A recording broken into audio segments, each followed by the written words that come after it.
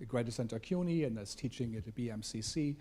And also as part of her studies is looking at dramaturgs, a young emerging dramaturg who also monitors the scene. And then, of course, our executive officer, Peter Eckersall, who is not only monitoring the scene, but part of the dramaturgical world, especially in Europe, but also in Asian and Japanese theater, but really has, from his own work practice, a real experience, but also is very much involved in dramaturgy as a contemporary form of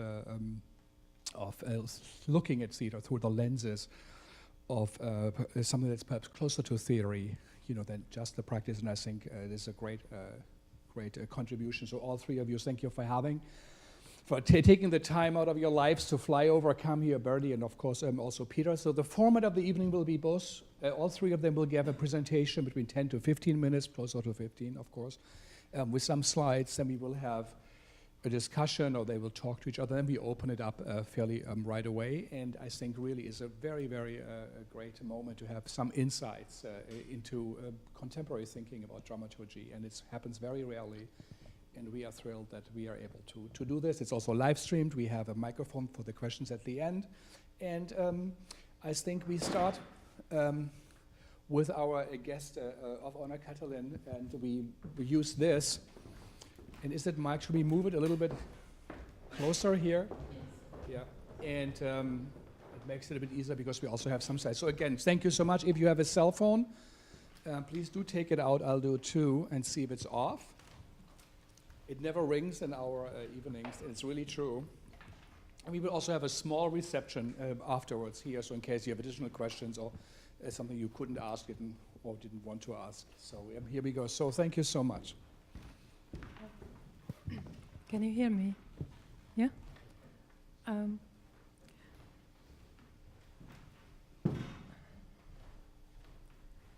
Frank mentioned the Schaubühne, so I will pick it up from there. And the legendary dramaturg of the Schaubühne, Dieter Sturm, was recently interviewed.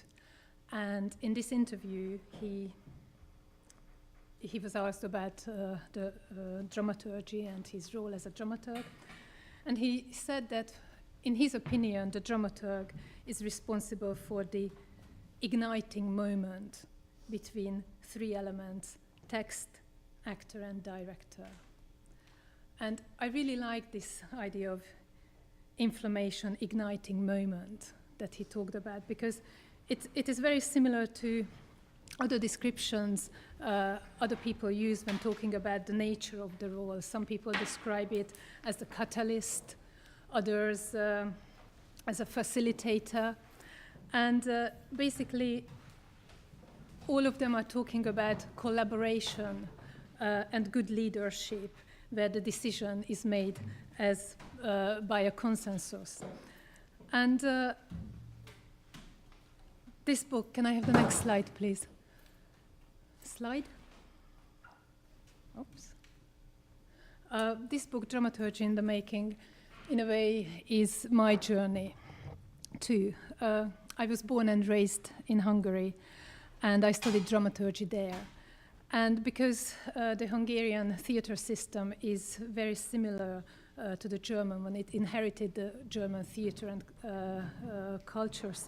theater system. I never questioned my role as a dramaturg or the necessity of my work until I went to the United Kingdom in the 1990s. Okay, yeah? Is that?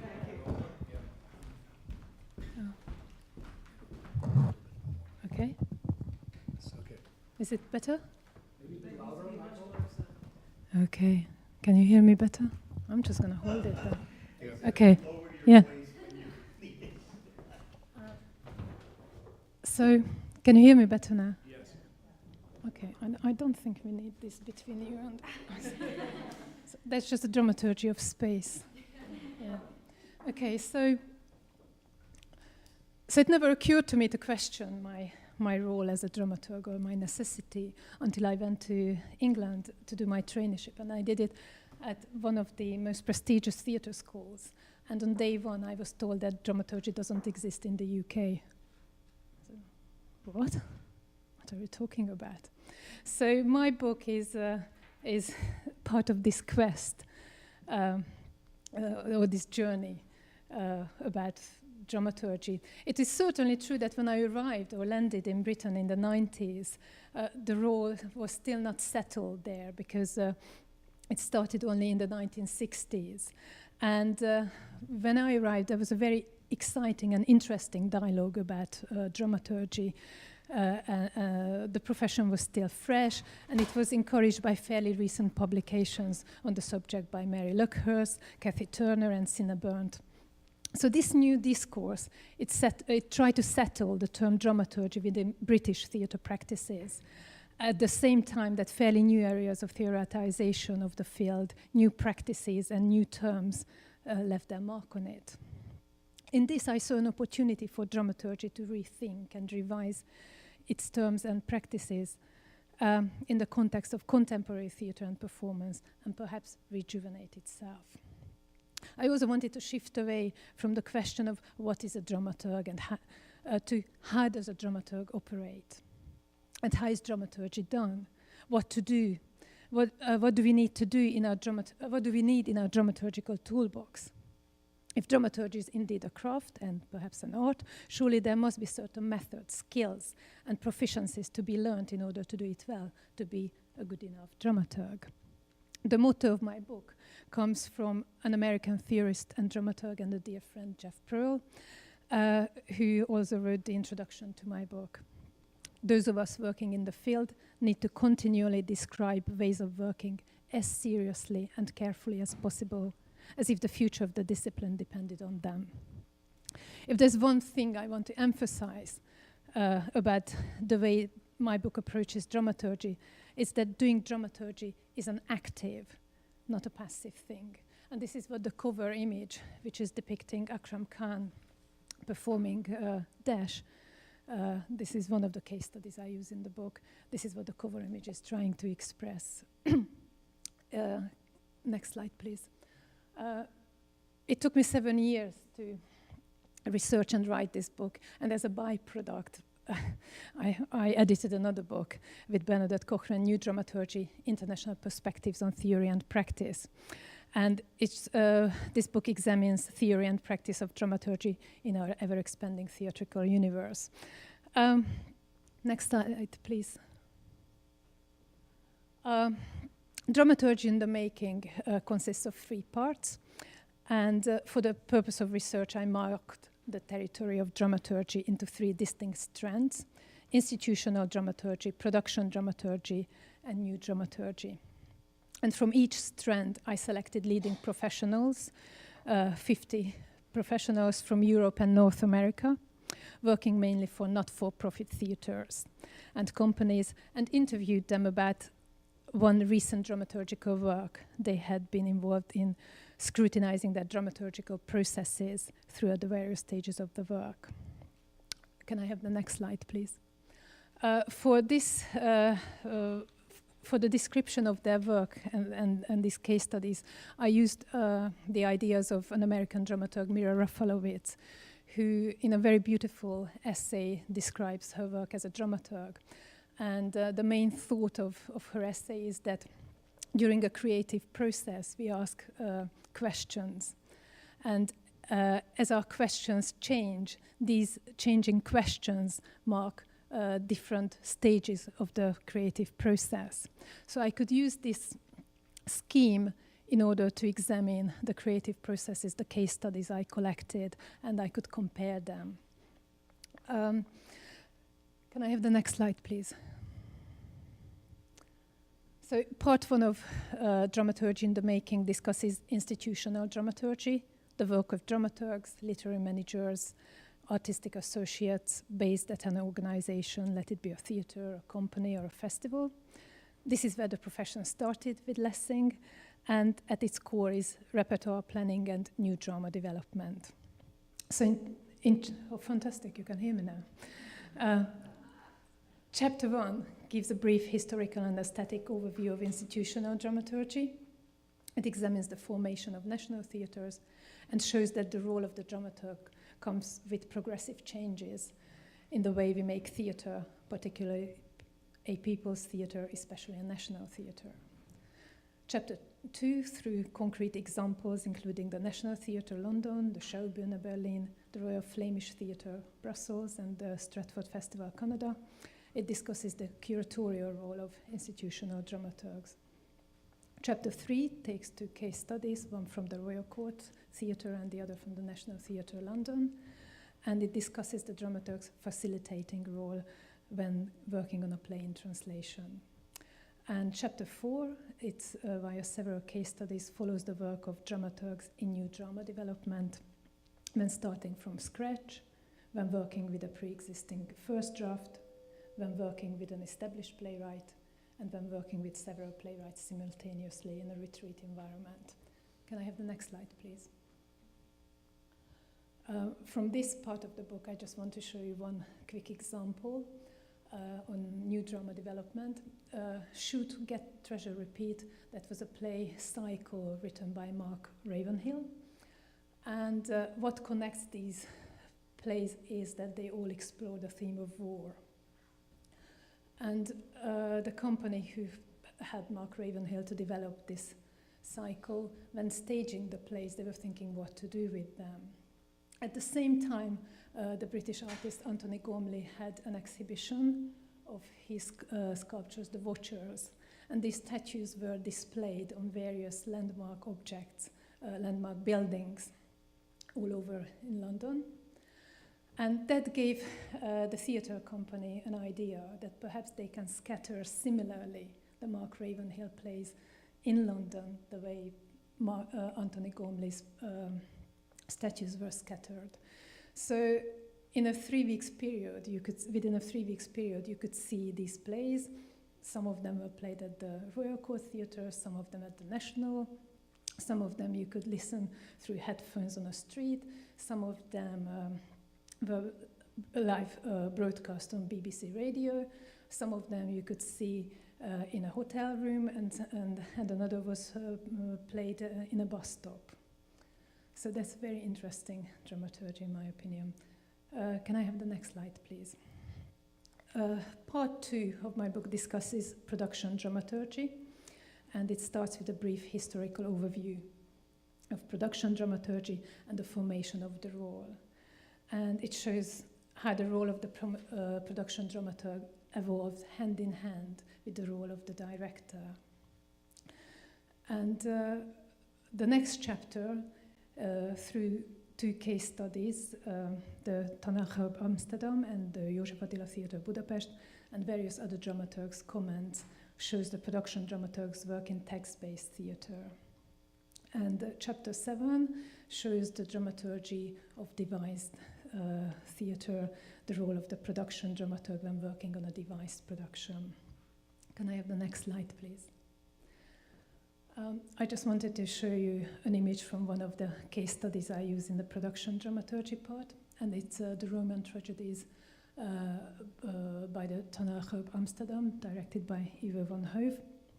What is very exciting about this production that it's 3 plays by Shakespeare, Coriolanus, Julius Caesar, and Antony and Cleopatra, woven together into one continuous performance. And this 5.5-hour long performance is without an interval, and the audience is situated in the middle of a political colloquium. And this marathon performance is exploring the world of politics. The other exciting thing about this production that you can see over there, it says 5 minutes until the death of Coriolanus. Basically what they did was that they incorporated the production notes, the program notes, in the performance as subtitles. So you got explanation, you got footnotes, you got some warning, like in a Shakespeare play, in the prologue you hear about the plot. Here you could time or get back from wherever you wanted to wander during the performance in time to see Coriolanus' death. So that was a very interesting thing and a very, very exciting dramaturgy. By the way, 3 dramaturgs worked on this production. Can I have the next slide, please?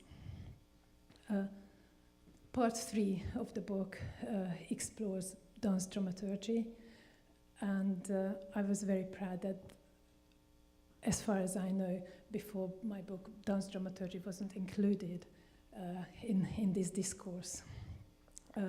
Luckily, these days there are many more books exploring dance dramaturgy. So part 3 discusses dance dramaturgy, which is the most dynamically evolving strand of new dramaturgy. In chapter 8 follows through the history of dramaturgical thinking in dance from Lucien to the 20th century, and I just wanted to show that dance dramaturgy was thought about and discussed before there was even a word to describe it. So when we talk about the development of dramaturgy in theatre, we are really struggling how to link Lessing with Brecht. You don't have to struggle when you talk about dance dramaturgy. It's really, really exciting. Chapter 9 examines the history of the profession of the role of the dance dramaturg, beginning around the time where the previous chapter left it. The first dance dramaturg was Raimund Höge, who worked for the Tanztheater Wuppertal with Pina Bausch, and this is how the afternoon screening is linked to this evening's talk. Because Pina Bausch was championing a method whereby she was asking questions from her dancers, and they build the performance together with her performers. And the second film that we saw this evening, the third film that we saw this evening was about Les Ballets C'est de l'Abbé, and Alain Platel is following in the footsteps of Pina Bausch. He's using a very similar method. And one of the case studies that can be found in the 10th chapter is from Les Ballets C'est de l'Abbé, and in fact, it was the out of context for Pina production. Can I have the next slide, please? So there's the Tanztheater Wuppertal, and this is Les Ballets C'est de l'Abbé performing a production that was dedicated to Pina Bausch because it was created. They were rehearsing it when they heard about her untimely death, and this is a production which is still on the repertoire. So every year the dancers return to Ghent to perform one more time the show. So they are maturing and aging together with the performance. And this is again very much like what Pina Bausch used to do, that her dancers matured and aged together with the performance and performed it for a very, very long time. Can I have the next slide, please? This is just a beautiful quote from Alain Platel I wanted to share with you, where he says that he never makes dances. I just work with the material. The material is not a written text or a book. I work with the material that I see, then I just place them and play with them. I like to work with people who like to move. And in that sense, people call me a choreographer. But whether it is a theatre or dance or opera, this is really not something I'm thinking of.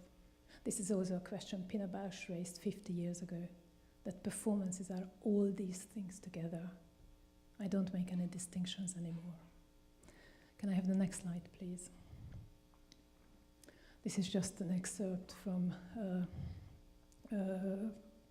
Out of Context, and this is a similar exploration of those kind of band movements of dyskinesia that we could also watch in the production of Les Ballets C'est de l'Abbé. So they are venturing into movements that are kind of taboo for the stage, and through these movements they are exploring something about human nature. Can I have the next slide, please? So to conclude, I think a couple of years ago there was here another book launch about books dealing with new dramaturgy, and one of the editors, Magda Romanska, who in that very same book about dramaturgy, the Ratlit companion to dramaturgy, she quoted that if the 20th century can be called the century of the auteur-director, the 21st century will be the century of the dramaturg. I'd like to kind of slightly modify this very, very bold prediction and say that perhaps the 21st century can be the century of dramaturgy, because it is certainly true that we think about dramaturgical processes when we, and there's a huge attention that is given to dramaturgy and dramaturgical processes. And there's a higher emphasis than ever on dramaturgy, the weaving together of the material that will constitute the texture of the performance. Can I have the next slide, please? So the new dramaturg's role is very beautifully summarized by Sandra Neuf. It means opening up a divided, usually temporary space of negotiation and the creation and reflection of the evolving act of tracking the diverse traces of what is emerging. It does not mean not making decisions. It is much rather about the shouldering of responsibility with respect to the politics of decision making. Can I have the next slide, please? And this is an image I'd like to share with you. I would have loved to use this for my cover of the book, but sadly I didn't get the rights. This is Francis Ice's Tornado, and you can see the artist running headlong into the tornado. And one of my interviewees, Ruth Little, who works with Akram Khan as her dramaturg, this is how she described her work, that this is like running headlong into this organic, chaotic, beautiful thing. And I'd just like to close with a thought from Mariam van Kerkhoven. She's another very important person. She coined the word, the new dramaturgy, a word we'll hear a lot about. And this is a quote from her: "Dramaturgy is for me learning how to handle complexity." If we'll have time at the end of this session, perhaps we read a short excerpt from the book, but I think it's a good time to hand it over to Bertie and Peter and hear how they would want to handle complexity.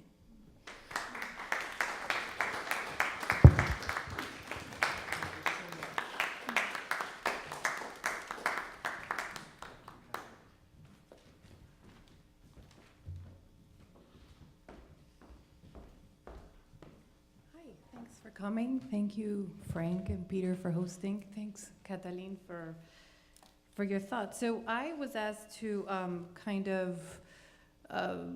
provide some thoughts in reaction to her book. I have to tell you, I'm actually not a dramaturg, and I was definitely not trained as a professional dramaturg, but I've come out of it thinking about dramaturgy, because as you say, it's the new 21st century thing to do.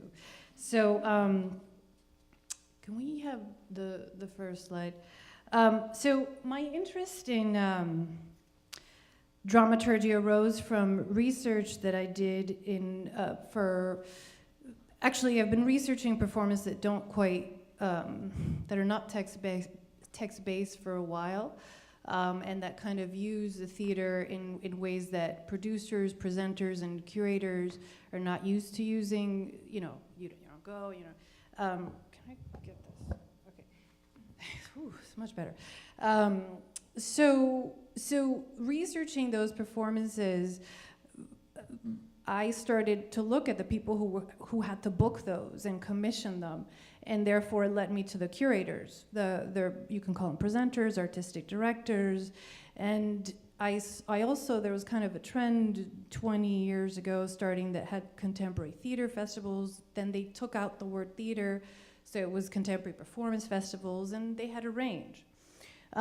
So with Tom Seller, who's editor of Theater, we edited a special issue, it's for the fall of 2014, where we interviewed a number of these emerging curators. One of them is here, sitting here, Norm Frisch.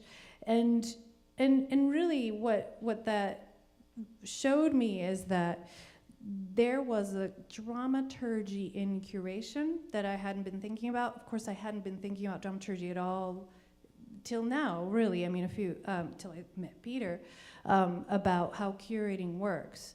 And so for that issue, which again it's called Performance Curators, I wrote about the emergence of the performance curator in the 21st century, in particular for the performing arts, from content to context. So how it went, kind of a historical, looking back at how really the role of the curator in performing arts, first of all, was never called a curator. There's still today, there's different names for him or her, and started with kind of a selecting shows, commissioning, traveling abroad, just picking shows, to context. In other words, conceptualizing how a performance is even to be presented, and you mentioned this in your book, it's not just what the artist does in the space, but it's how it's presented from, do you have a box office, do you do, how you know, what time of night, all that is dramaturgy. Is it presented throughout 3 weeks, throughout, I mean, we know this. So among the curators we interviewed, it was Norm Frisch, we had people like Matthias Lilienthal, Judy Hussey Taylor, Joanna Warsaw, Lola Arias, and Helen Cole, among others. And the questions we were asking are, what are practices that they implement? What presentational forms do they implement? How do they conceive of, I mean, seasons is a bad word, but how are they conceiving? How are they even thinking through these, about how do they present these artists? So I noticed that, again, not only were they selecting performances to fill a season, but they were questioning the ways to present as much as artists are doing, and they were questioning how to present performance in a new way, or as the artist was demanding. So the first, I'm just going to bring a couple of examples so you see what I'm talking about. The first is Lola Arias and Stefan Caegui of Rimini Protocol. They got together and conceived of a festival called Ciudades Paralelas, Parallel Cities, where they commissioned 8 artists to create, that of course they love, to create a performance tailored for a functional location. Functional by that meaning that was quote unquote real, it had to take place in the world, and the performance could not intervene with that reality. So if you have something in a factory, for example, they couldn't stop making the cars. If you have, of course in a hotel, you're not gonna have people, but it was a working hotel, and that kind of provided logistical constraints, for example, when they went to India. So, can I have the next slide? So they did, I'm just going to make the artists all correct.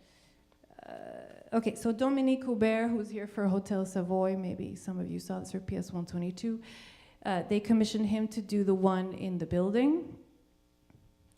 Next. Can we have the next slide?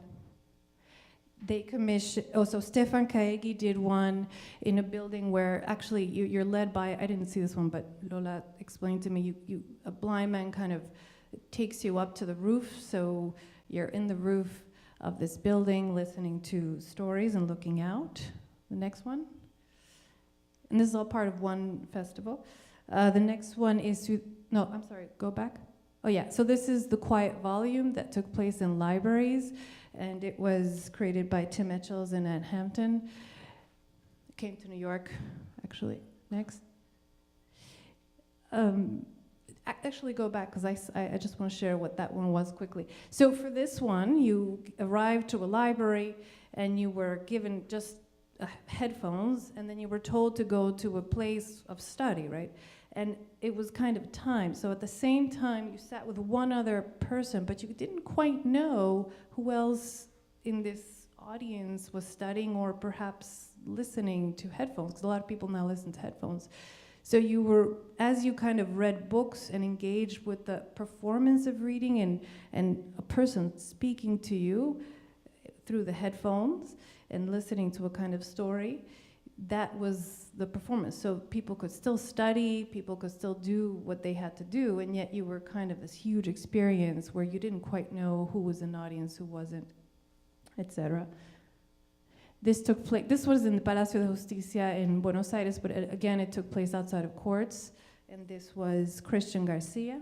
And finally, this one was Hotel Maids by Lola Arias, where she, and I think the next one is also hers, yeah, where she interviewed and talked about the people who were the people who were basically cleaning the rooms and the labor, the invisible labor that tends to take place in hotels.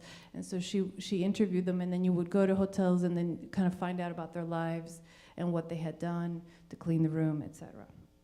So I interviewed Lola about this, as you know, her work as an artist and curator and how she was thinking, and she told me that the pieces were genuinely portable in the sense that the only thing we were transporting were concepts.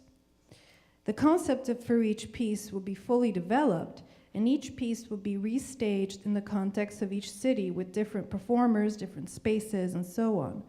The only person traveling was the artist and his or her idea, recontextualized at every site. So, in other words, and again, I hadn't been thinking about dramaturgy at all, but what's really coming out is this new form of dramaturgy for curating and performance practices. So Ciudades Paralelas, the festival, really emerged as an alternative model for live art touring, rather than this kind of season or even festival of new work framework. One more thing that especially she had in mind was this notion of portable concepts. So you were also economically sustainable. You're not kind of touring this huge, massive set that's very expensive. And you're also hiring actors at every site locally. So you're really engaging at the very local level in context through these performance pieces. Okay, so the next example so Helen Cole, she used to be curator for Arnolfini, which is more of a visual arts center, but she was head of live arts there. And she had worked there for a long time. And when she was leaving, she wanted to kind of create an archive of all the amazing performances that very few people got to see. And what started as a really small archival program for her, which was that she got audience members who would talk to her about the feelings they had when they watched a performance. And these were performances she knew had been good, like Blast Theory or Wooster Group or some of these kind of canonical artists. She recorded them. And as she was kind of archiving this, she discovered that, wow, she went back to that performance, the memory, and people kind of got moved rethinking these. So again, what began as an archival project for the love of this ephemeral form, with her practice of curating, became a kind of, you can call it what it is, kind of installation, somewhat performance. So what she created was, it eventually became We See Fireworks, which is all these, you go in and you listen. Obviously, they're carefully selected. It's in the dark. They have a kind of volume that she's put into them. And the light bulbs represent a different memory. And what happened was that as she toured this, she created this space where people wanted to talk about a performance memory. And so after you experience this, then you get in a room and you share your own memory of something. And she says it's like up to 800 and above now, but she'll edit, of course, curate dramaturgically, whatever word you want to choose for the performance to kind of have what she calls this theatrical quality. And she never called herself an artist before this, but she says that this is part of curation. And again, going back to new dramaturgy, this was not a word that came up in the interview at the time when I did the interview, or that she said, but now it just seems dramaturgical. And this is what she says about this. When I started the 20 audio pieces, I created a very small installation that was just between 6 and 7 minutes. And because I realized in experimenting that it's quite hard to listen to these intense personal recollections without something to focus on, I began to play with the theatricality of these texts. I put them in a dark space, and I created an installation using vintage light bulbs that came on and off as the recordings were played. So it almost felt like these light bulbs were characters, or mini performers almost, playing in the darkness. Now again, remember that these are memories of actual performances. So sometimes, and she noted in the interview that one of the performers of, I think it was Back to Back, went there and didn't realize that they were actually talking about a performance that they had done. So again, it's a kind of an archival memory. So can I have one thing? Okay. And so this was not included in the theater journal piece, but this is, again, I think kind of this new dramaturgical way of curation. This is a new trend in these experiential museums now. This one's called the Empathy Museum, and they did a piece at the Lift Festival in 2016 called A Mile in My Shoes, where what they wanted was to tape stories from people, and you literally walk in their shoes. So there, again, it's similar to Quiet Volume. There's no actor, you're the actor-spectator, and you go into this kind of small house, and you walk in, and you choose the shoes you want to wear, you put them on, and you put the recording and then you literally walk in their shoes, and you listen to the stories. So again, another kind of dramaturgy curating example. And the curator, by the way, is an artist curator, although we can call them a dramaturg or not, you know. Okay, so all of this, can I have? Oh, right, okay. So all of this to conclude that this is kind of where I'm at, and this led me to I became fascinated by the fact that now we have so much performance in museums and visual art spaces, and I was wondering now, so these people are actually called curators, and I wonder if they're using dramaturgy. So the dramaturgical thinking is kind of the new, the thing I want to take on now, to look at how performance is being utilized and curated in museums. They're actually using that term, whereas in theater, again, before, some of these people didn't call themselves curators. And so these are just some of the performances we've seen at MoMA recently. Can we have one more? So this was Mary Hasabi's Plastic, photo Peter Eckersall, thank you. And this one, and this is where a good ending, because this is where I'm gonna go. We can talk about it later. What's the role of dramaturgy in museum curation, and how can we think about that? Thanks.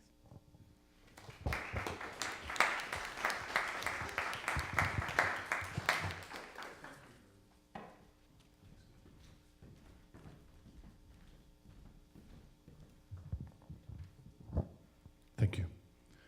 Well, thank you both to Bertie and Katalin. And just to begin, I'd like to really thank Katalin for her work on dramaturgy, because those of us who work in dramaturgy and go to conferences about dramaturgy end up in situations where people who are new to the field constantly talk about, oh, we need to define the term. And you just waste days doing this. And now we can just say, okay, go and read Katalin's book. It does it all. So thank you so much for the work that you've done on this. It's so important, I think, to our field.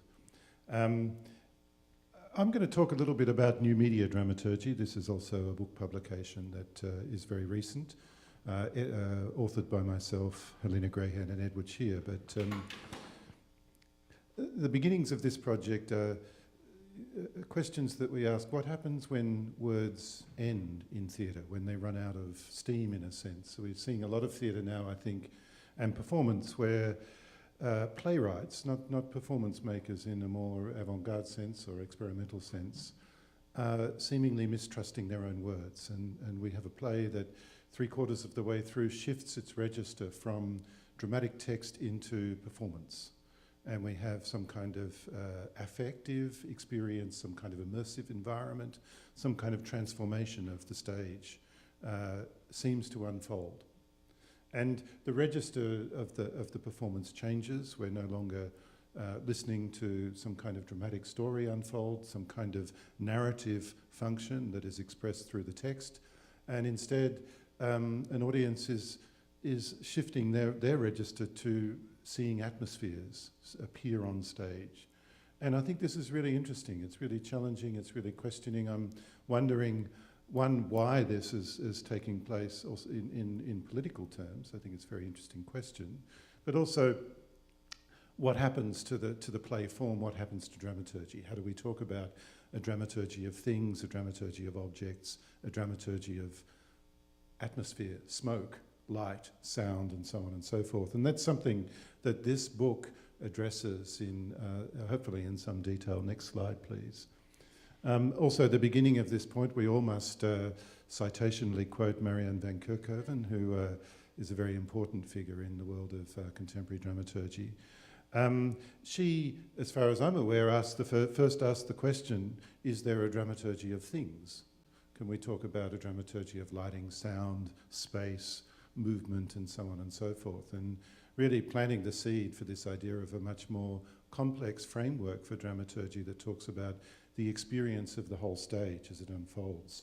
So I think that's a very important acknowledgement of somebody who was really thinking about the work already as this idea of a new form of dramaturgy invoking atmospheres, objects and forms was unfolding.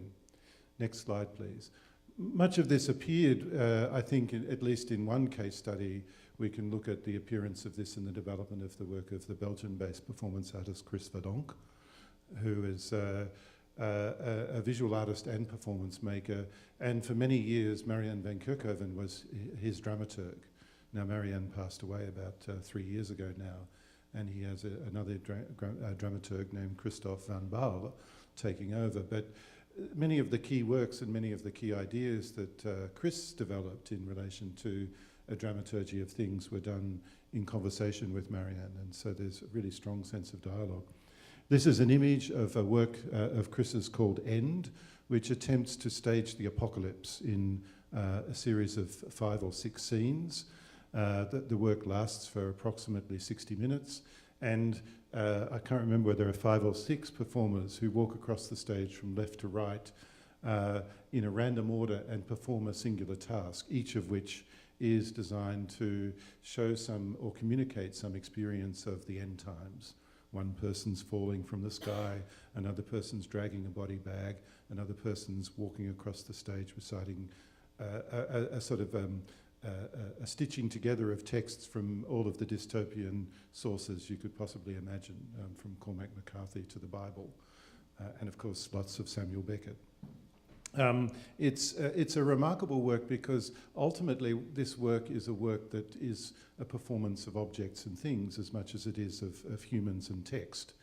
And all of these things work in close concert with each other and give us this very layered, very detailed sense of what Chris would call an uncanny experience. And most of his work is, as he says, designed to explore the uncanny and to provoke some kind of discomfort in the audience. And he sees this as a very important political thing. But this idea of discomfort, I think, can be expressed most clearly or most carefully through some kind of atmospheric projection into the space. Next slide, but we'll skip it and go to the next one. So Chris's early works were object-based performances where people were encased in glass tanks wearing scuba diving gear so that the audience could view these bodies, these objects, these figures, as he calls them, in absolute close detail. And then, next slide please, in Exote, he explores the uncanny power of nature as a kind of performative experience. This was a work installed in an art gallery where there were 3 invasive species of fauna and 3 of flora introduced into the gallery space, and over the 3-month period they invaded and took over what was a garden and animal environment of indigenous plants and animals from Belgium. And so you had the presence of these other, he had to get special permission from the authorities, we all had to wear scientific kind of like coats with gloves and boots and goggles to go into the space. And there were a series of science-like doors to get in and out because, of course, these evasive species were not allowed to escape into the Belgian landscape because otherwise they would actually enact in reality what they were being performed, the performance of them was being done in the space. Next slide, please. One of Chris's major works is a work called Actor 1, which comes in 3 parts. The first part is the presentation of mist, and just run that little movie very quickly. In the first part of this piece, we essentially watch an atmosphere as a performance. The atmosphere is acting.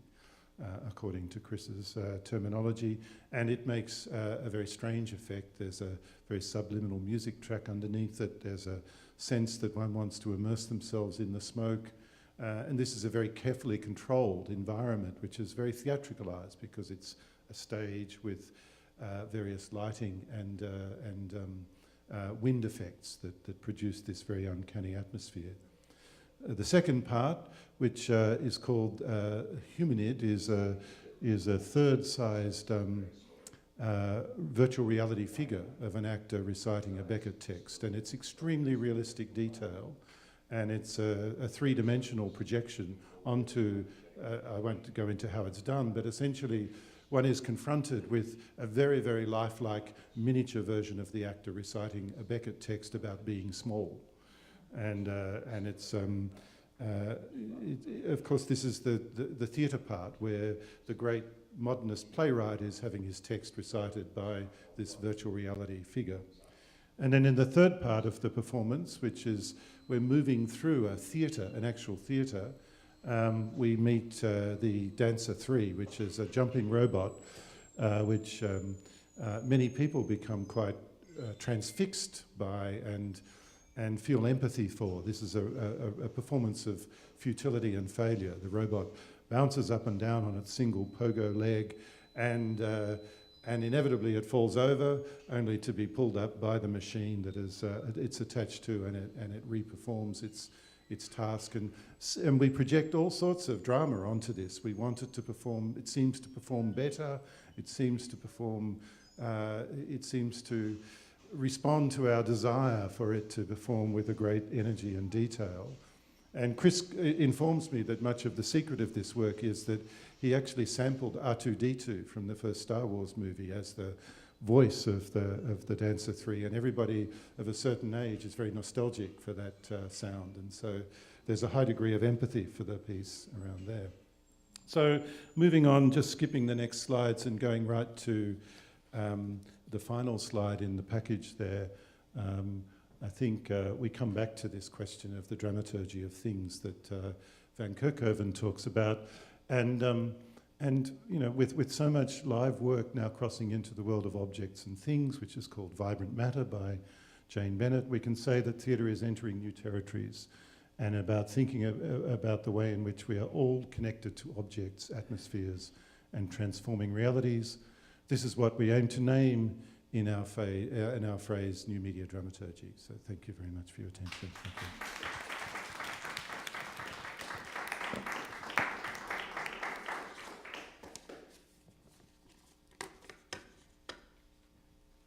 Thank you so much. Wonderful. So maybe we all go here and maybe put up a little bit of the light for the audience. And we hope the mics are on and working. Peter, is your book in the stores now? It is in the stores as of last week. Well, actually, it will be in the stores too. You know, the online version is available now. But get the library to buy it. It's in the Dramaturgy series that's edited by Kathy Turner and Cinna Byrne. Maybe take the microphone since we are. It's in a Dramaturgy series that's edited by Kathy Turner and Cinna Byrne. And unfortunately, it's an academic series and the books are quite expensive. So get the library to buy it, I think. Yeah.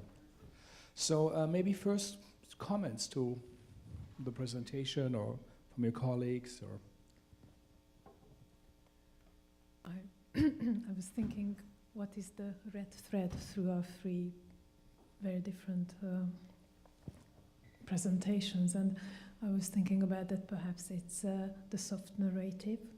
So what Peter was telling about this robot performing a dance and the audience members projecting feelings and a story into it. And this is certainly what we humans are wired to do, that you see events in time and you begin to create a story in your head about it, and these can be very abstract things that you see a pattern, and you begin to create this soft narrative understanding. And I think that this was the red thread in the three presentations we just heard.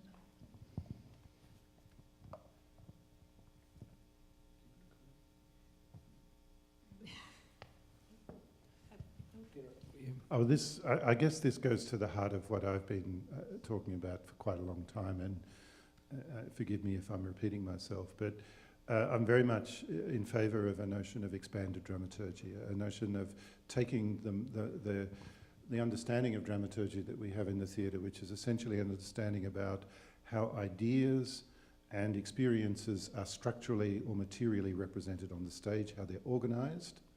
So, in other words, it's a bridging between idea and practice, and how we can apply this idea not only to the world of theatre, but also to the world of performance, to curatorship, and more broadly into other social and political spheres. I think I'm interested in this idea primarily because it automatically takes us to an understanding of performance as something that is invoking ideas. It's saying theatre must be about ideas. It must be about something. It can't just exist as a kind of entertainment or something. And that those ideas should be made explicit in not only in the language of the dialogue of the text, for example, of the work, but also structurally embedded into the forms. And so we see an argument about theatre, about the world, structurally embedded in the way that the stage is organised dramaturgically. So that's my kind of link, I think, between them. No, I just wanted to mention one thing. If you haven't read her book, it's wonderful. And one of the terms that stood out for me was large-scale dramaturgy. So, and of course, it's part of institutional dramaturgy, but at least in my theater training and background, this is not something that we study to kind of look at large-scale dramaturgical structures. We always just looked at either the play or the thing. And this, I mean, maybe it relates to this extended thing you were talking more outside of performance, but even within theater training institutions, I don't know that artists are kind of looking at the impact of large-scale dramaturgy, institutional dramaturgy, and maybe these kinds of things can be brought into the conversation. We are back to Marianne van Kerkhoven, who had this term macro dramaturgy, macro and micro dramaturgy, depending on the scale of the focus. Yeah. So what we are talking about, if I understand right, is significantly or mostly about an expanded idea of dramaturgy. The quote-unquote American dramaturg often is the literary manager and selects plays, which he recommands, but the artistic director does he or she anyway what they want, and they just do some audience outreach. Meanwhile, the European idea of dramaturgy really was a deep engagement with the subject matter connected to history, history of the theater, and also in the current political or economical situation. But you were all saying in this expanded idea and the dramaturgy of things, of atmospheres, of material representation on stage is actually almost like a new definition of the term itself. I just think that because dramaturgy is always responding to theatre practices, so the way the theatrical universe is expanding, obviously our dramaturgy is expanding, but this is not a dichotomy between old and new dramaturgy. It contains it all. And when you mentioned European practices, I mean, I feel really humbled that we have the forefather of American dramaturgy, Mark Bly, with us in the room. And he worked with Livio Chule at the Guthrie Theatre, creating wonderful dramaturgical practices and fantastic performances. And Chule brought his experience from the Bulandra Theatre, Romania, and that attention to details and mise en scène. And Mark and Michael Lupu, they transformed theatrical research, and they were talking about the relevance of the performance here and now. So that concept, that idea, that notion that Peter was talking about, that a performance is expressing those ideas that we can talk about when we think about the work at the Guthrie Theatre. Let's say we give you a microphone, so we. Live streaming. We are live streaming. Oh, that puts the pressure on us all, doesn't it? Thank you, Katalin. I do want to say, though, what the three of you just said is really quite thrilling. I've been watching on National Geographic Channel lately the 10-part series on Einstein. I don't know how many other people have been watching it, but a number of the things that you've all been talking about, particularly you, Peter, has reminded me a lot about that series and the whole notion. This has been a very liberating panel in a lot of ways, the way you've been talking about dramaturgy. Dramaturgy as not just these things in a text, not just about actors on stage, not just about words in space, but ideas, objects, a whole series of things, events in space, events in time and space, so that we are liberated in this 21st century, I'd like to believe, about thinking about dramaturgy in whole new ways, not one way, not two ways, not three ways, but that we're open in all sorts of ways to thinking about dramaturgy in spatial ways, in new time ways. And I think that's really exciting, just to hear the way that each of you are talking about it, curated ways. I love that idea, but the whole notion of dramaturgy as an event in space is bumping into two things. I think is an exciting notion.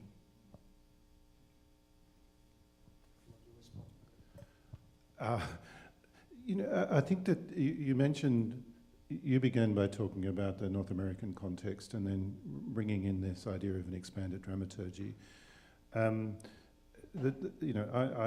developed many of these ideas working in the Australian context, where really we began a conversation about dramaturgy in the late 1990s, early 2000s, because a group of us wanted a different kind of theatre. We'd been working in theatre for 10 or 15 years, and myself, I'd been in the Suzuki Tadashi kind of physical theatre stream, and we wanted a theatre. We felt that the theatre needed to be more complex. It needed to have more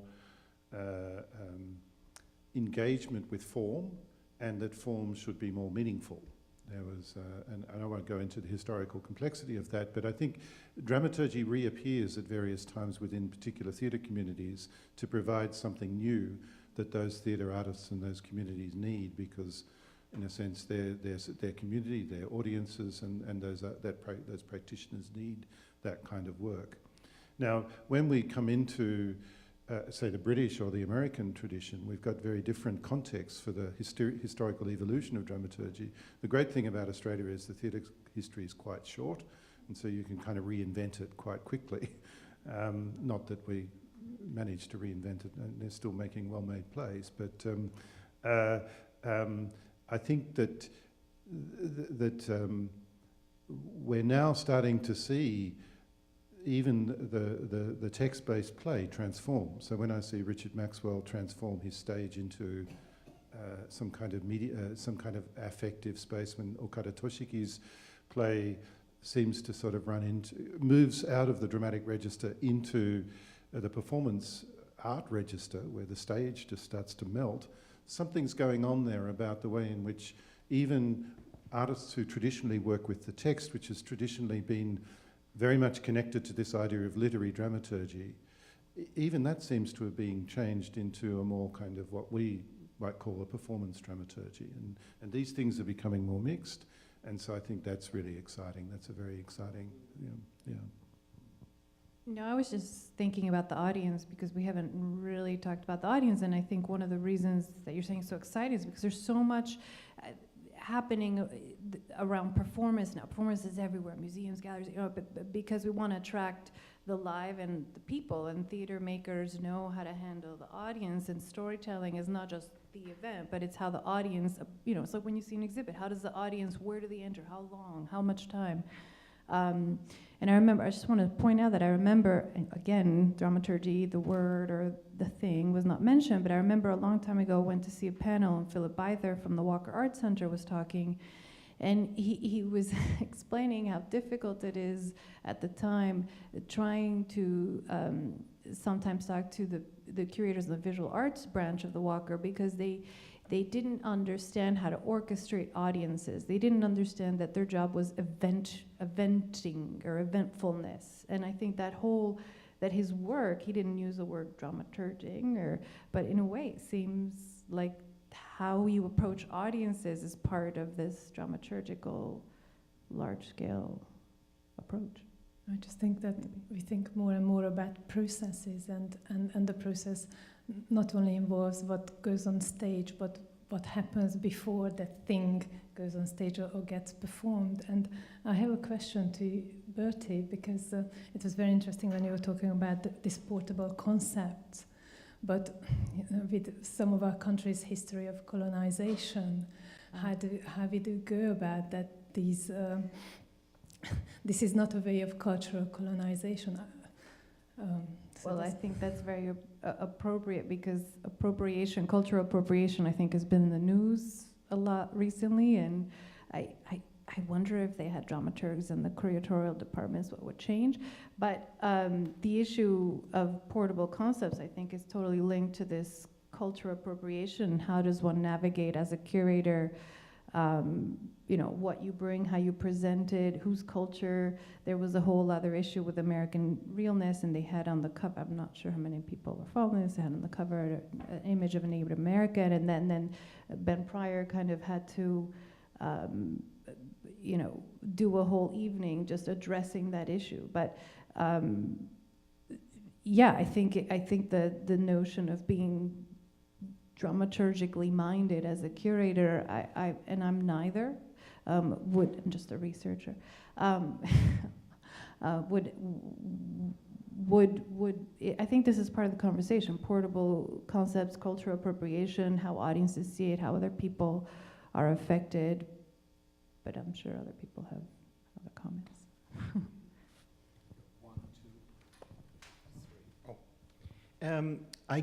I have to say that tonight's presentation is very exciting to me, because one of the things I've been hearing from young dramaturgs recently, people who have currently training or recently training in MFA programs in dramaturgy, and Frank and I were talking about this just before this panel, the cost of MFA dramaturgy training is rising so precipitously as people's incomes, most of us, are going down, that in fact, and theater dramaturgy, as we all know, or practitioners, is a shrinking field.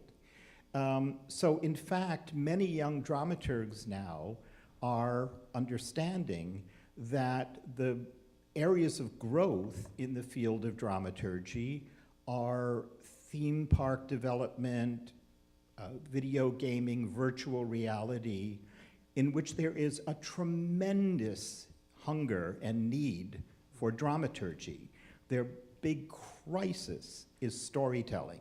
They have the technologies, they do not have the storytelling capabilities, and anyone in those fields will tell you that. So, in fact, for many young people who are graduating from dramaturgy programs now, no matter how conventional their training may be, in fact, the only way that they will pay off the cost of their education, their student loans, is by working in these new media fields. And yet, for the most part, their training is not preparing them for that, and the dramaturgy literature is not preparing them for that, because really what those fields are talking about is a dramaturgy of experience, not of the stage per se. And so I find this tremendously encouraging, because now this literature is beginning to appear, which means that eventually it may trickle its way down into the training programs, but whether or not it does, it means that it is available to young people who are thinking about extending dramaturgy into these, well, they're not all new media. I mean, theme park development is not a new thing, but it is a booming field of event dramaturgy and experience dramaturgy. So I find this very encouraging, and I attend very few panels or discussions of dramaturgy that even refer to these new fields in which many young people are heading.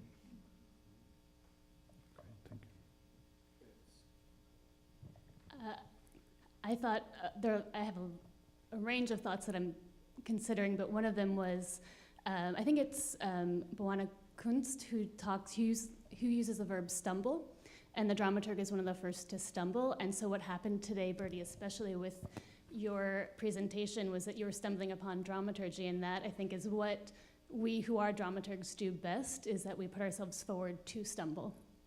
And what that does for our field is takes away this idea of an expert and opens it up to an ability for collaboration to happen. And it places the dramaturg as an artist in the room. So that was something exciting to see today.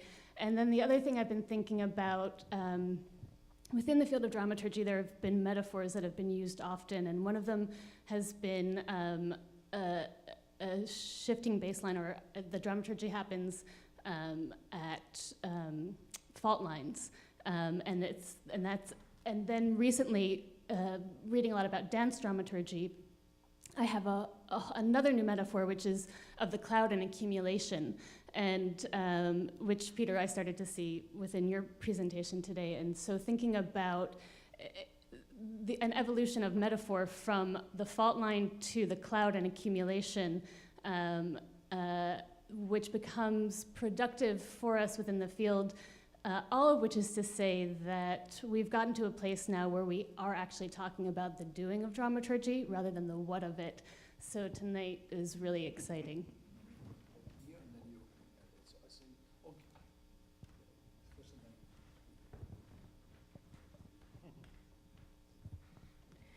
Okay, first of all, I'm one of the newest students. I'm one of the new dramaturge. And I took the advantage of ushering just now, and I read quickly, some of the pages in your book. And I was wondering then what you call institutional dramaturge, because you mentioned like Lessing, like sort of opened up the way, and you called in that book John Cobbing in America as like, one of the firsts. And then we have Mark Bly here, that you call the father of American dramaturge. So my question would be, my training is mainly in criticism of dramatic literature. So if you call Lessing and John Cobbing as drama critics part of institutional dramaturge, how could we distinguish dramaturge today and we as critics of dramatic literature or even theatrical performances? Thank you. Thank you for the question. I think, well, obviously this is a profession that evolved in 250 years. In fact, this is the 250th anniversary of the establishment of the Hamburg National Theatre. But obviously, theatre has changed a lot, people and societies. So I think institutional, obviously for the reasons of my organizing the book, I had to simplify things. That's why I came up with the idea of institutional dramaturgs and curating. So dramaturgs based at a theatre or a festival, thinking about the macro dramaturgy of that organization and institution beyond one performance. And yes, in a way, the move is when the theatre critic moves into the building, because Lessing worked as a critic. However, he was an amazing playwright. He was a star playwright of his times. He was kind of the Mark Ravenhill of the late 18th century Hamburg, and that theatre was very clever to invite him to be on board when launching their endeavor of establishing a national theatre in this very rich port town in Hamburg. So what I'm saying is that when you have that critical perspective becoming part of the theatre making process, that's the birth of dramaturgy and the beginning of institutional dramaturgy. It's interesting that for me, the evolvement of dramaturgy is very political. So with Lessing, we have the aim for creating a national theatre, producing new drama in the mother tongue, in a country that, well, there is no Germany, then there are separate various principalities, and we are talking about a nation, a national theatre, and not performing in French plays, but performing new German plays. So that's a political act, a very, very strong political act. And then jump ahead to the 20th century, we've got Bertolt Brecht, and production dramaturgy, when taking a play, using a play as raw material for the performance and for the idea that you'd like to express through this performance. And that's another very, very political act, to express your idea about here and there through the mise en scène. And then jump ahead to these collaborative processes of new dramaturgy. And that's a very, very political act, working in collaboration. I think in recent days, theatre and the theatre-making process is one of the few places where you can still find true democracy. And I think we need to maintain and nurture that democracy. So that's a very, very political act again. So this is just, in brief, the evolution of dramaturgy as a political act. You sort of admitted what the dramaturgy wants to do is to control the audience's appreciation of what's going on in the performance, this kind of control.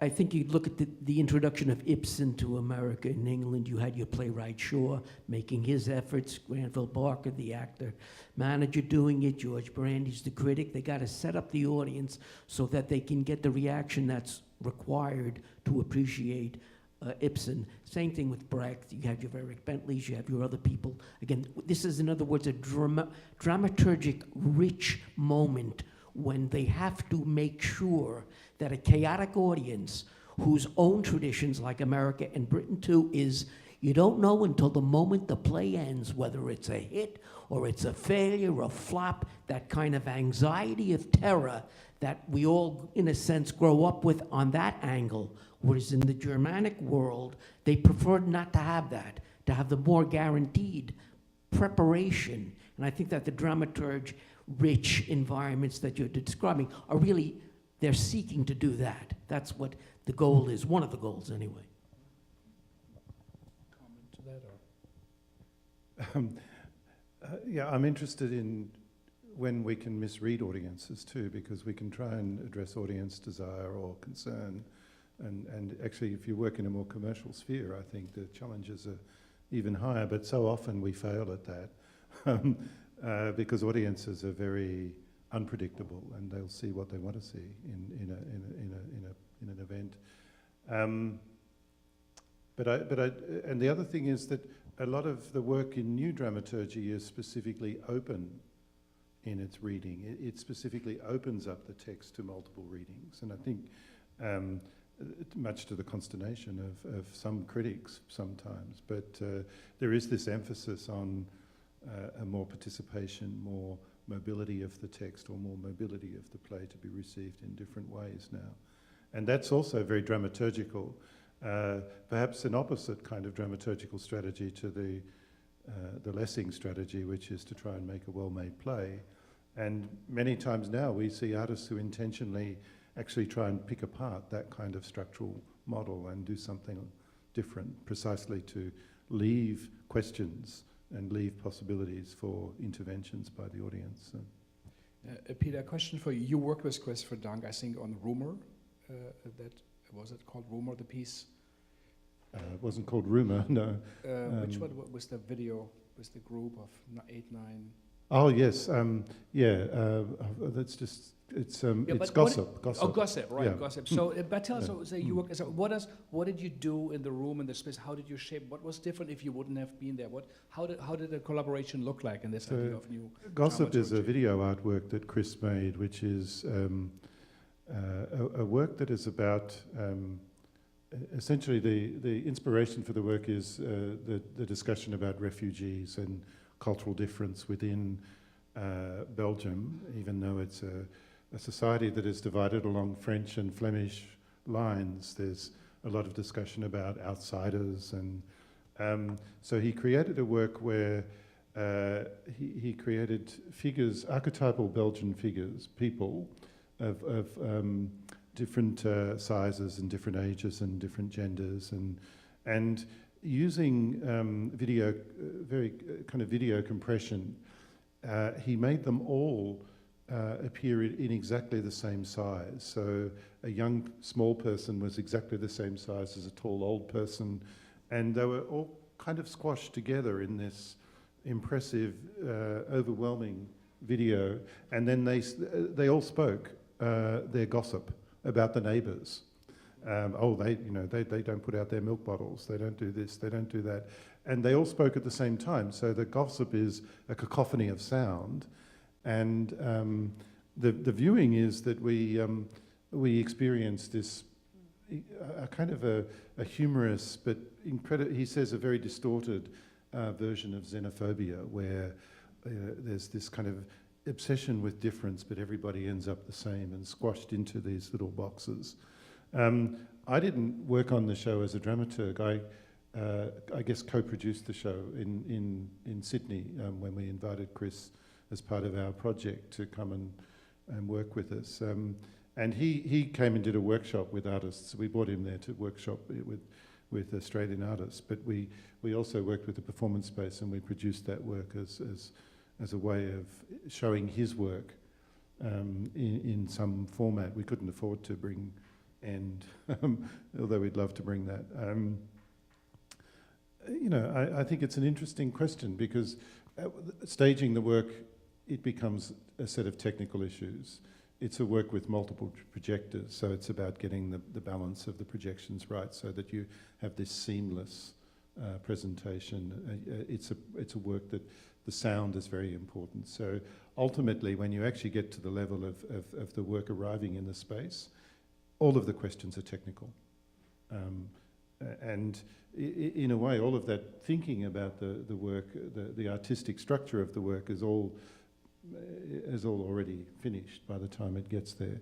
Now that's a very different experience to bringing a live work into a space where you're having to probably remake the work quite considerably. I've been involved in touring shows quite often where you have to really re-dramaturg a work according to a new space. But with the video work, the dramaturgy is more technical.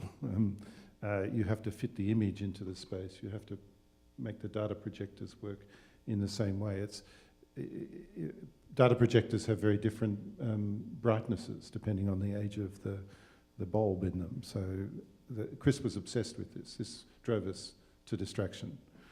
He had the technician up and down the ladders constantly. So for him, in the end, it was about making sure that the presentation was exact. This is a question we are so often asked.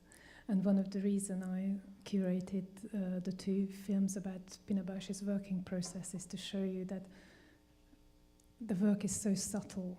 So if you expected something sensational, you were probably disappointed. This is not Pina by Wim Wenders. This is about all those little nuances and the subtlety of the work. That's why it's really, really difficult to pinpoint it. I think it's easier to pinpoint if I didn't do my work well. But again, we have Mark in the room, who has a very famous quote, because he too was asked this question, and I will paraphrase it, but Mark answered that I can't show you what I did in this production, but if you would poke it, it would bleed me.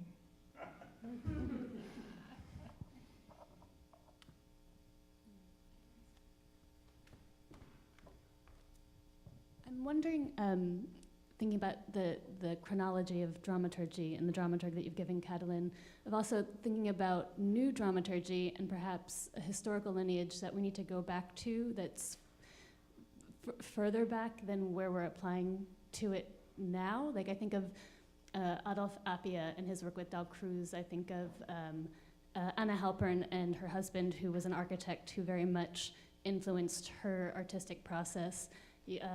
And the obvious one is always, Cage and Cunningham. So when we're talking about new dramaturgy, which is forms coming into the room and communicating with each other, that where we are now actually has existed and probably existed prior to us applying the word dramaturgy to it, and wondering about your ideas of new dramaturgy and whether that, what that terminology does for us now, or whether it's productive to put tension to that to expose a process and a collaboration that's been happening for quite some time. The short answer is that it's a dialogue relationship, and you are not necessarily even have to be called as a dramaturg to have that dialogue relationship. And you can see many device productions where there's this dialogue relationship is happening without even somebody labeled as a dramaturg being on board. What was the second half of the question? Sorry. Just thinking about, is new dramaturgy new? That's another question that is very, very often asked. It's, again, Marianne van Kerkhoven, when they had this famous conference in the 90s, I think it was in Amsterdam,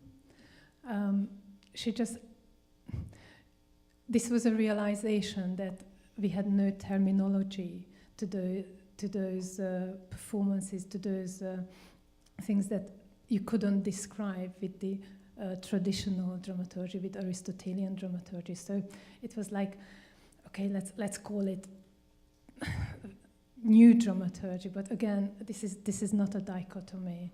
It was just kind of a realization that we've run out of a vocabulary at that point, and we had to expand our vocabulary to deal with those occurrences, those performances around us that reached a critical level, and we couldn't describe only in negative terms, that this it doesn't have a story in it, or this is not like that, or it doesn't have a proper beginning, middle, and end. So I think it was a kind of cry for help, but or an acknowledgement of that lack. But since then, I think many of my colleagues and many scholars worked on filling that gap. In fact, Marianne van Kerkhoven, they published a glossary of new terms. So we are catching up with the practices, I hope. No, I'm just gonna push it out there, but what about somebody if you think interdisciplinarily that way, but what about Tino Segal? Is he doing dramaturgy?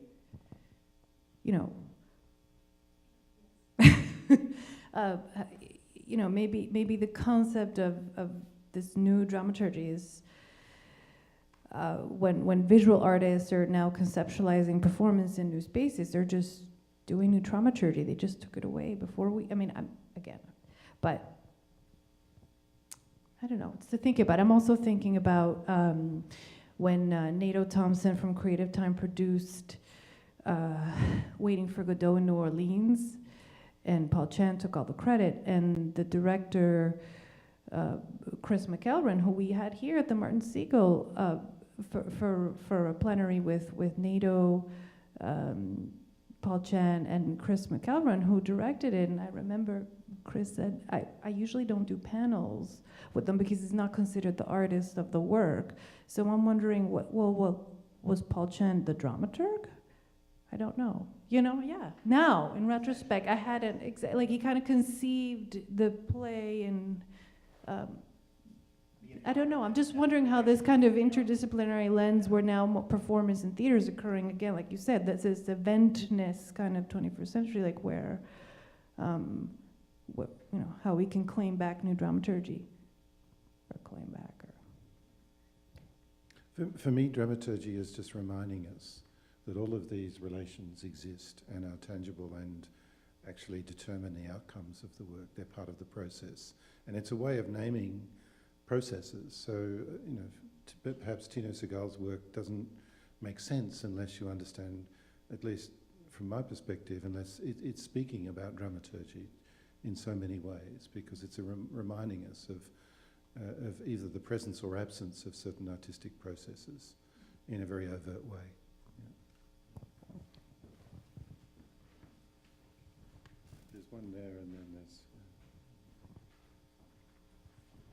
Years ago, I worked with Joanne Akalaitis at the Guthrie on a production of Buchner's very political fairy tale, Leonce and Lena. And it had Don Cheadle in it, Jesse Borrego, an amazing, amazing production. Of course, it was Don Cheadle before he was Don Cheadle. We worked for 10, 12 weeks on it in rehearsal. It was set in the future, in the distant 21st century in the Southwest. There was a movie in it that Leonce had created, his own home movie. He was the son of an international business tycoon, sort of a Trump-esque figure. And it was based on Lens, Buchner's own novel. And he was an Artaud-like figure. In the end, this was, and there were all sorts of dances, Texas-style dances on stage happening, country western music. And later, the assistant director, Debbie Savitz, decided to write a book about it. She went around and did interviews with all the actors. It took her 4 years to do this book. And at one point, she tried to describe the process, and she finally said to me, what do you think that was, what was going on stage, how those actors... Every day we started with an hour-long dance session, and she said, how did they keep from bumping into each other? And I said, it was because at a certain point, they realized they were not in a play, but they were an event in space. And so it was, as you say, it was an absence of something else. The stage event behaved in a different way, and there was a different vocabulary that we evolved, and it was different. It was just different, and I think that's the thing. To call it a new dramaturgy, I was the dramaturg, but I didn't call it a new dramaturgy. I wouldn't have had the sense to do that. I was too busy working, and so. Maybe one more over there.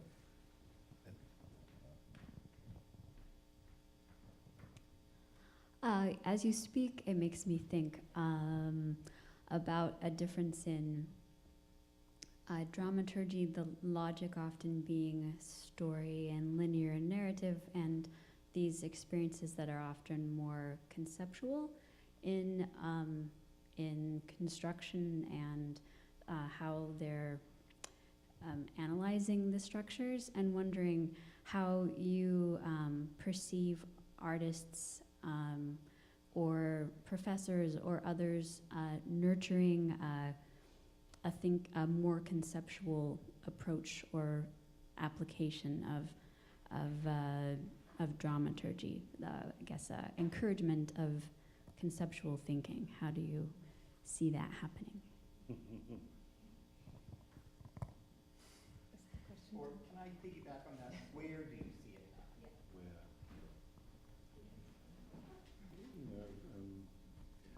I was part of a group of people who set up an MA in dramaturgy at the Victoria College of the Arts in Australia, and we began thinking, oh, this is so easy. All we have to do is teach theatre history and visual arts history and film theory and dance theory and cultural studies and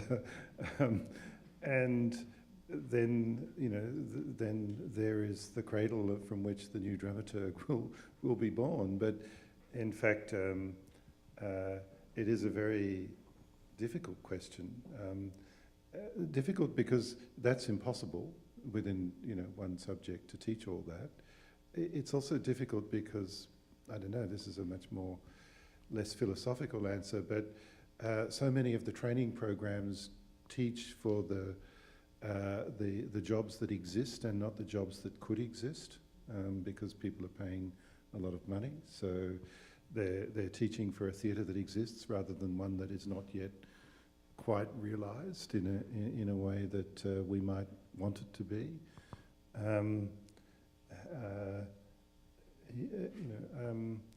It's an endless question, I think, that I don't know, but one that we should always revisit. I think we are a bit over time, and we maybe wanted to ask you to read a bit from the book. But if I summarize maybe a little bit the idea, Hans-Thies Lehmann's idea of the post-dramatic theatre, which perhaps doesn't cover what contemporary theatre is about, but his big plaidoyer was to say next to text is light and movement and the atmosphere and sound and the dramaturgy of projection. So also the dramaturgs maybe then just upgraded also the ones. Yet actually we have to take it as serious as the written word, and we have to engage with the sound and light and the atmosphere and how people get in, how the audience reception takes place on the very same level as we intensely engage with the text. And I think this really offers us this kind of new or modern dramaturgy, or perhaps a framework to think new about theater and to cover a lot what is very different than 20, 15 years ago. So you said you might have perhaps one okay. part of the book you would like to read, but if you want to say something, of course. Just a very quick response to Amy. Yeah. I can only answer it with a metaphor. This is a very, very tricky question. Well, first and foremost, I think we have to I am relinquishing the idea. I don't know all the questions to all the answers, and the dramaturg is not the clever kid in the classroom. I think we are lulling us. This would be really, really silly to claim. And if Tim Eckersall says that dramaturgy is doing time, it's a nice metaphor. I really like it. I had two dramaturgs. I witnessed two of my dramaturg friends having a serious argument whether dramaturgy is doing time or doing space. I think it's both. But as our understanding of time and space is changing and evolving, I think perhaps this is how our understanding of dramaturgy is changing and evolving and will evolve in the future. And I think the key to dramaturgy is in its liveliness and in its dynamics and room for this evolvement and change. So the excerpt I brought is from the very, very end, the conclusion. So I'm giving it away now. It's the two things about dramaturgy.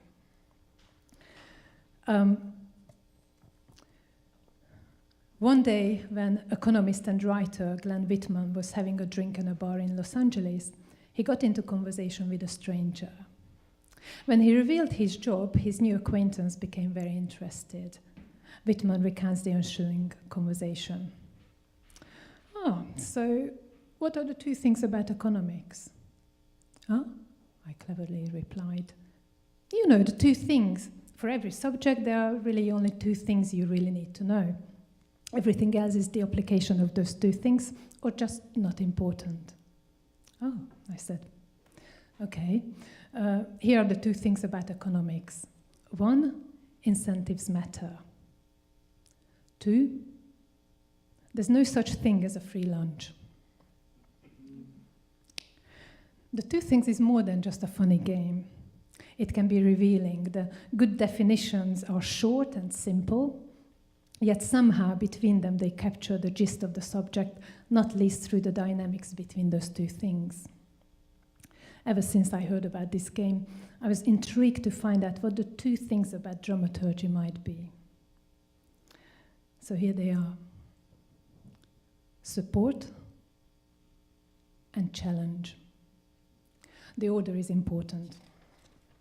Support, because that's why dramaturgs are called on board, to support the director, the choreographer, the artist, the playwright, the concept, the production, the creative team, the company, the theater, the festival, the community around the company, the town where the organization is resident.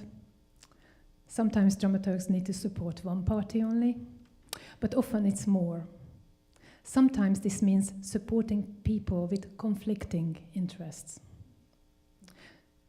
Watching and listening well is an art in itself. Describing vividly what we saw is one of the greatest skills of our profession.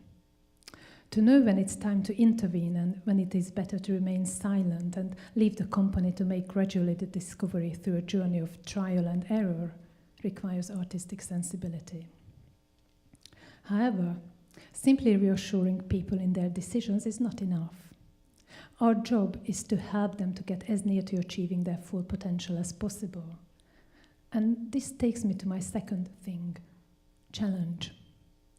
A positive challenge, questioning, igniting sparks, creating friction and constructive disagreements, pushing people to go beyond their comfort zone.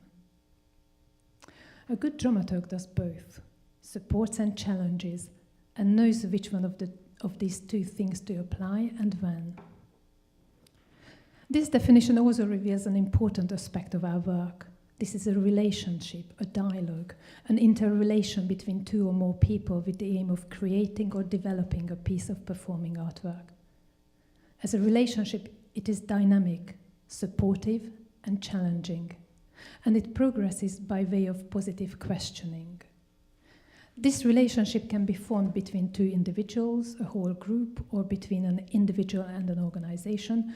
The crucial element is the participants' attitude towards each other. As a relationship, it is individual for each creative process, yet there are recognizable patterns in the work. As a professional relationship, it has certain constant constituents. It happens within the framework of the theatre-making process with its rules, written and unwritten ethos. Last page. Procedures, opportunities, and limitations. In order to fulfill this role, it requires sensibility, skills and knowledge, and a certain personal disposition. A dramaturg needs to bear in mind that although it is a creative role, it is always a secondary one. Our job is not to make decisions, but facilitate decisions and show the choices and implications of possible decisions. A dramaturg's mode is questioning, not statement. The dramaturg's role is to help the theatre makers through a succession of decisions to achieve their work. The dramaturg may well be part of the actual creative process, but at some point he or she has to become detached from it and withdraw, and this is a vital part of the process. Dichotomy is at the heart of the job of the dramaturg. Being inside and outside, the male and the female, Apollo and Dionysus, the creator and the recipient, seeing both the forest and the trees, supporting and challenging, being a personality with an individual taste, but also able to suppress one's ego when necessary. The work of the dramaturg is often unpredictable. Dramaturg Ruth Little likens it to running headlong into a tornado, into the unknown, into danger and chaos, and not knowing what the result might be. The person on Francis Ice's tornado photo series might be a dramaturg. Perhaps not in a desert facing a tornado, but ready to throw oneself into the creative process and allowing anorganic dynamics to unfold. The moment the picture was taken captures the moment of curiosity, being on the scene, yet outside of the action, observing it from a safe distance. It also shows trust, bravery, and of course the danger involved in the situation, being determined to immerse himself completely in it. There will be a moment when man and tornado will be one, and he will allow that to happen, learning its rules from within. Then, learning the rhythm, dynamics, and pattern of it, he will gradually gain control, break himself free at the other end. His hair and shirt may be disheveled. He will still breathe soundly. But I imagine he will look back again to take a final glance at that chaotic, dynamic, beautiful, and powerful complex he has experienced. Then he might carry on walking in the desert until he spots another cone swirling on the horizon. The landscape is yours. Find your own path across it. Good luck. Enjoy.